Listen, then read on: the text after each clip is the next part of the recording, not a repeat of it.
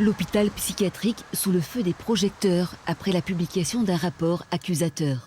Des chambres d'isolement sans eau ni sanitaire, considérées comme indignes. Des conditions d'hospitalisation dégradantes, les mots sont parlants.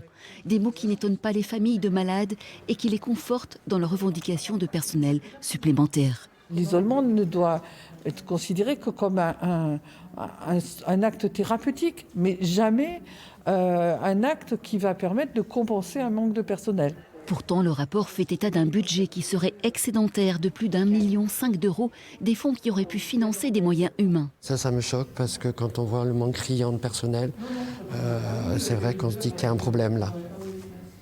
Pourquoi est-ce que cet excédent n'est pas réinjecté sur des postes ?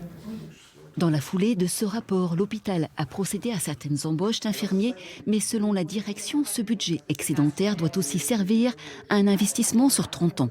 Nous avons un projet architectural d'ampleur qui est la reconstruction de l'intégralité du site de l'hôpital de Beauhardt, justement pour un meilleur accueil, pour une meilleure gradation des soins. Nous avons besoin de constituer aussi une réserve financière pour mener et piloter à bien ce projet de reconstruction.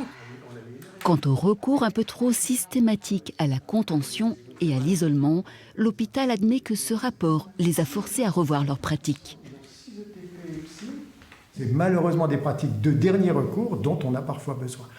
Il faut après qu'elles s'exercent dans les meilleures conditions de sécurité et dans les meilleures conditions du respect de la dignité des patients.